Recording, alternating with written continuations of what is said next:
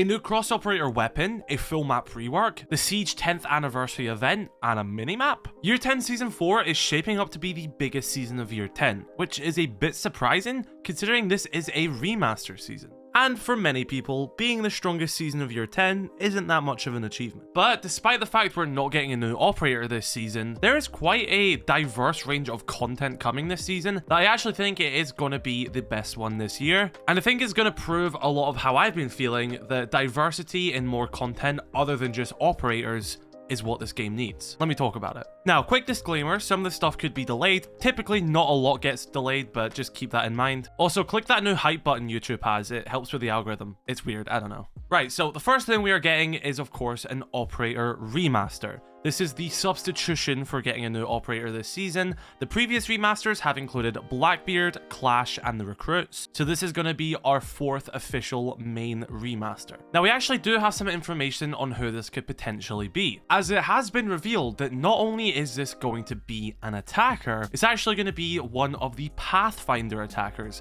which is the title given to the operators who are in the game at launch. Meaning it can be any of our OG attackers that is getting remastered this season. Now, a lot of people believe that it's most likely going to be Thatcher, but there's also some people who believe that it's going to be IQ as well. Now, the main reason for this is when they announced that this remaster was happening, they said they wanted to allow this operator to have more value throughout the match. And definitely, I do feel like ops like Thatcher do kind of lose their value quite early on. I mean, he's mainly just used for opening walls, and I'm not saying that's all Thatcher can do. Trust me, I know how good he is, but for the average player, that's all he's used for. And not to mention the fact that he somewhat has been replaced by the Impact EMP. So it seems like their goal, like if it is Thatcher, for example, would be, well, not only can you bring him to open up walls, he's also going to have the ability to do this throughout the round as well. Same case if it was to be IQ. Taking what currently exists of the gadget and expanding on it even more, rather than replacing it, if that makes sense. I actually think Clash's remaster was a very good example of how you can take what already exists as the operator, add something to it, but also balance them better as well.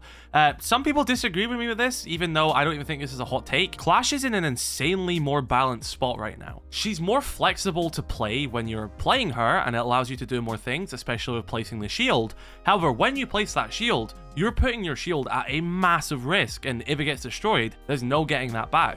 Not to mention the fact that her electricity no longer does damage and it doesn't slow you as much. So they definitely made Clash more enjoyable to play for you as the defender, but they also made her easier to deal with for you as the attacker. I think that was a great remaster. So if you can kind of keep that same philosophy for whatever one of these attackers are going to get remastered, then I'm excited to see what happens. Right, the next thing we have listed to come in this season is something I'm really excited for, and that is a new cross-operator weapon. Now, this is something they've kind of done before, kind of not. I'll explain how it's a bit different. So a cross-operator weapon is a new gun that gets added to the game and is given to multiple ops. So this is different from Scopos releasing with the PCX-33. That weapon was for her. And it's even still different to what happened with Raura. She released with the Reaper Mark II machine pistol, and as of this season, Operation High Stakes, it has been given to more operators. But the weapon was still designed for Raura. It's technically still her gun at the end of the day. It entered the game with her. But in Season 4,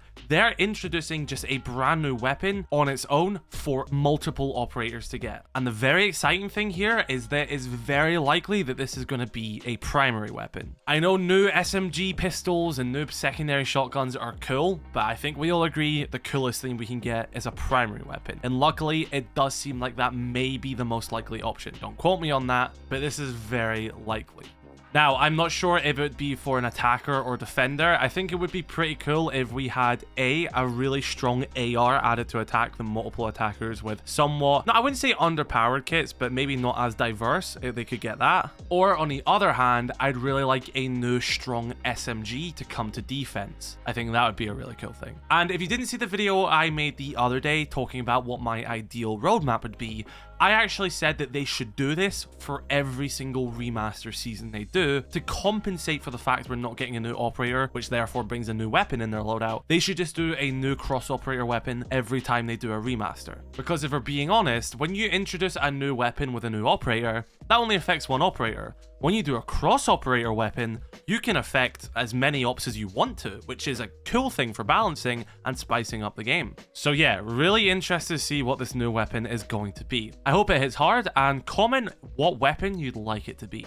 Right, this next thing is really cool, and it's been so long since we've had anything like this. We're getting a full map rework from the ground up. One of the maps in this game is going to be getting a full rework and is going to be added to the ranked map pool. Not only this, it is going to also be modernized at the same time alongside its rework. And thanks to this information, we can kind of easily narrow down what map it could be. Because the parameters we have been given is that it's not currently in rank and that it's not been modernized. The only maps that fall under that category are Yacht, Tower, Plain, House, Favela, Fortress, and the 2 versions of Stadium. We could also include Hereford Base here, but that map's been removed from the game. I think they have bigger plans for Hereford in the future, and I'm going to cover that in a different video, so I don't think it's going to be Hereford. Now, if we look at these maps, if we're being honest, the map out of all of these, which is the closest to a ranked viable map already, is Fortress. I actually used to play ranked when this map was in the pool. Same, Tower was in the pool as well, and I actually thought Fortress was fine. I didn't even think it needed removed from rank, but that doesn't mean I'm not happy to see it get a potential rework. So I feel like it may be Fortress. It could be Favela as well. I honestly think Favela is fine in its current state. So one of these maps are getting a full rework next season. On top of that, they're getting modernized, as is 2 other ranked maps as well. And let me just specify for those who may mishear me here, these next 2 maps are only getting modernized. They're not getting reworked, and that's Skyscraper and Theme Park. We actually already have some footage of Skyscraper's modernization. It looks kind of too early to tell a difference, because if we looked at the videos that they showed off for like the other map modernizations, these B-roll footages aren't really that good. They don't really give the maps justice. When you actually get into the modernizations, they look a lot better, so I'm not going to judge the modernization of Skyscraper yet. Weirdly enough, they've not shown us footage of the Theme Park remaster despite announcing it.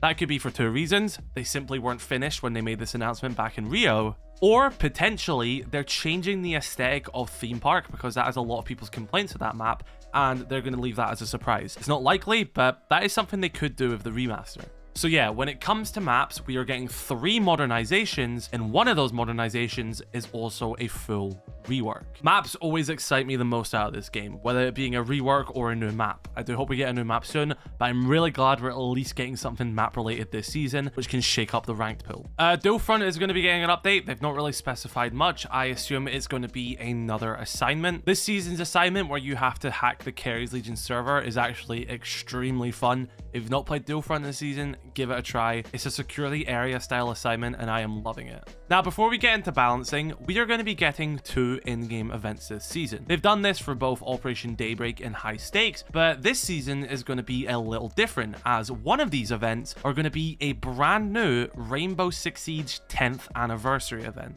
Yes, Rainbow Six Siege is turning 10 very soon, and we're going to have to wait and see what this event is going to entail. But I have a feeling it may be along the lines of a legacy event like we did get before. So maybe we'll get old versions of maps or something. I don't know. I kind of hope they go quite big for this. I think it'd be really cool. Praying that they don't skimp on this, because I really am excited for it. And of course, our second event, we don't know what that's going to be yet. It's most likely going to be a returning event like we've been seeing for the past 2 seasons. A brand new playlist called Testing Grounds is going to be added to the game this season as well. This is basically going to be a version of like a test server in game. So it seems like they're actually going to finally be taking risks and actually testing stuff for Rainbow Six Siege to potentially come in the future. We already know that the very first topic for Testing Grounds is going to be speed and armor. This could be an entire change to how speed and armor works in Rainbow Six Siege, removing the idea of simply just having, well, if there are 1 speed, there are 3 armor. If there are 3 speed, there are 1 armor. This seems to be potentially testing something completely new. And I like the fact that this is going to be on the live server. The test server doesn't really get utilized as much, but for this to be a brand new playlist on the live version of the game, which everyone on PC and console can load up and try, and this is Ubisoft's way of trying different changes for Siege, I think that's a great thing. This is why I'm saying that I think Season 4 is definitely going to be a turning point for this year. I'm liking what I'm hearing. There's going to be some matchmaking improvements for Ranked. They've not delved into this very deep, but it is scheduled to be on the roadmap. Again, if it doesn't get delayed. Operator balancing. We already know that EMPs, jamming devices, and hard breach balancing is going to be a major topic this season. That's why many people think the remaster coming this season is going to be Thatcher, since they are going to be working on this stuff as well. I did make a separate video the other day covering this topic because I wanted to just focus on that because I feel like that's already a major thing. But yes, EMPs, jamming systems, and hard breachers, so that's your, Thermite, Ace, Habana, Thatcher, Mute by the seams of it as well. Those ops are going to be balanced in some way, shape, or form, and I imagine a lot of this coincides with the remaster and a potential change to these systems as well. Just remember, Ubisoft do know what they're planning for the next 2 years. We don't, so if something does change this season, which doesn't really seem like it makes much sense, it most likely may be because they could be introducing a new hard breacher or another alternative to EMPs or another alternative to Mute. So they have to sort of change those systems to begin with. We're gonna have to wait and see what it is, but I'm excited to see more. Now, for the first time ever, the training modes are actually getting some updates which have me excited, and I'll explain why. So the first thing here is the targets and like the dummies are now going to move instead of being stationary. But not only this, they're going to look like Keres Legion soldiers instead of yellow dummies. That already makes the training mode significantly more interesting, and it sort of feels like a return to the T-Hunt style to a certain extent. As well as this, both the enlisted and field training modes are going to have AI allies. So when you're playing against like the Defender AI playlist, for example, you are now going to have AI teammates as well. This is going to be really good for players who are new, who want to learn, and don't want to necessarily affect real games. On top of this, there is also going to be a mini-map in this playlist. Now, I want to specify it is only in training playlists for now. I imagine if when they release this and maybe it gets a good reception from the community, maybe there's a chance they'll add it to Core Siege. I'll be honest, I actually think it'd be distracting in game, so if they add it as a HUD option you can turn off and on, and it genuinely helps new players, by all means keep it. I don't think you're going to get much of an advantage from this anyway, and I think it'll be quite distracting, but don't worry, this is only for training playlists anyway. There is of course going to be updates to anti-cheat to make the game obviously more reinforced. There's going to be some improvements to in-game reports, giving you better visibility what happens when you report a player. More changes to the reputation system is coming, introducing new positive and negative behaviors. There's also going to be an improvement to the abandon sanctions as well to make them fairer. I imagine if this is like, if the game can recognize if you got disconnected compared to if you left, so it would give you a fairer sanction based on that, which would be a good thing, especially if you have bad internet. And they also have an esports tab update listed on it as well. I mean, alright, I don't really care much for it. The esports tab is cool, actually. Don't get me wrong. This isn't me dissing the esports tab. I just don't really think an update to it is something necessarily to care about on a roadmap, because I feel like it's in a good spot right now. What we need is a lore tab. But no, I actually do like what they've done to the esports tab over the past year. That was definitely needed. Yeah, time for a narrative tab, Ubi. So yeah, that is everything which is currently scheduled to release in Year 10 Season 4. I say everything, there's definitely going to be more announced as well, but it's really nice to see that there are going to be some strong fundamentals going into this season. We know we're getting an operator remaster. We know we're getting a new weapon for multiple ops. We know we're getting a map rework, so ranked is going to feel different. We know we're going to be getting a brand new event. And majorly, we know there is going to be operator balancing. So yeah, we definitely have something to look forward to in this season, and I'm excited to see it. I do think it may be the best season this year. So what do you think? Do you think Year 10 Season 4 sounds pretty good, or is it not really your cup of tea? Obviously, wait till the reveal and stuff like that. We are still quite a good bit away, but be sure to let me know your thoughts in the comment section below. Drop a like on this video if you did enjoy. Subscribe if you are new. Just catch you in the next one. I love you all. Stay safe and have a great rest of your day.